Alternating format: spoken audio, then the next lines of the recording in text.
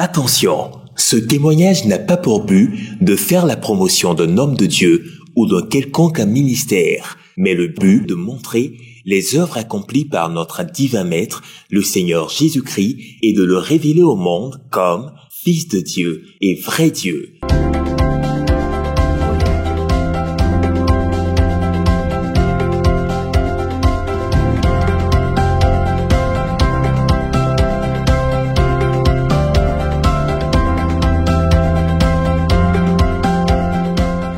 Voici l'histoire de Mademoiselle Marie-France Kouakou. Éprouvée par les réalités de la vie, par des expériences malheureuses, Marie-France tomba malade. Les médecins avaient diagnostiqué un ulcère. La jeune dame avait perdu tout espoir.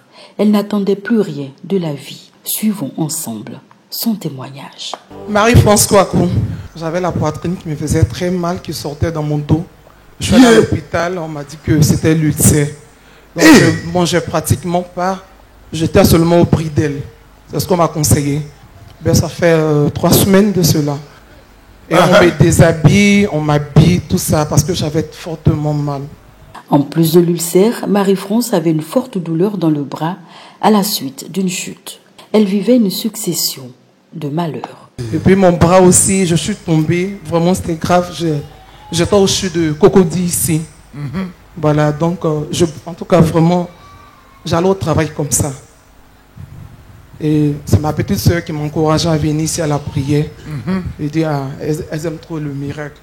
Et puis, je suis venue la première fois. Bien qu'elle ne croyait pas au miracle, Marie-France accepta de suivre ses sœurs dans l'arène de la liberté. Très mal en point, physiquement et psychologiquement, elle n'avait rien à perdre, bien au contraire. Le vendredi passé, là, j'étais ici et puis j'étais dans la ligne des malades et puis bon, j'ai pas pu passer. Tu as dit que tu priais pour ces personnes qui sont malades, qui n'ont pas. Tu as étendu la main et j'ai pris ça. Et quelques temps après, étant assise là-bas, je commençais à ressentir dans mon dos comme 2 bulles, très fortement, de 2 côtés qui me faisaient mal. Vraiment très fort. Je sentais le bulle. Puis bon, après, c'est passé. Marie-France n'avait pas pris en considération ce qu'elle venait de vivre, cette chaleur qu'elle avait ressentie dans le dos.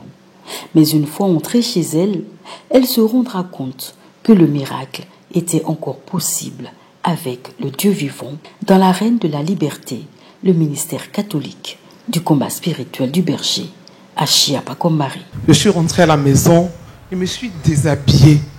Oui. Et puis je me suis lavée. J'ai dit aïe. Oh, avant me laver aussi. J'ai dit aïe. J'ai pas compris. Bon, je me suis pas occupée. Après, je suis restée. J'ai dit aïe. Je me suis lavée. Mais qui m'a déshabillée? J'étais étonnée. Vraiment, papa, j'étais étonnée. Je me suis rappelé que on dirait ce que papa fait là, ça agit dans ma vie.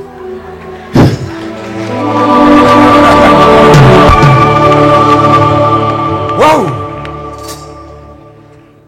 Donc depuis ce jour-là, aucun mal. Voici mon bras. Voici mon bras. Si je mange tout, je mange tout. Moi, mais s'il ne croit pas.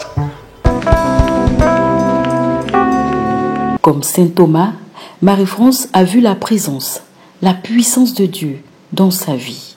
L'ulcère qui avait menotté sa santé avait disparu sans aucun traitement. Dieu avait agi, mais Dieu avait réservé quelque chose de plus grand à la jeune dame célibataire. La première fois quand je suis arrivé ici au cours de la prière, tu priais pour les femmes mariées qui devaient se marier. Tu as dit qu'il y avait 10 personnes qui allaient recevoir l'onction. J'étais parmi ces 10 personnes. Je suis tombé et dit Dieu qui a me marié. Donc comme ça, le même jour quand je suis arrivé à la maison, il y a quelqu'un que dans mes prières, voilà, dans mes intentions, il y a quelqu'un qui est arrivé, qui m'a appelé, qui me dit que Marie-France, je vais t'épouser. Voilà, donc le frère, il veut me marier dans 6 mois.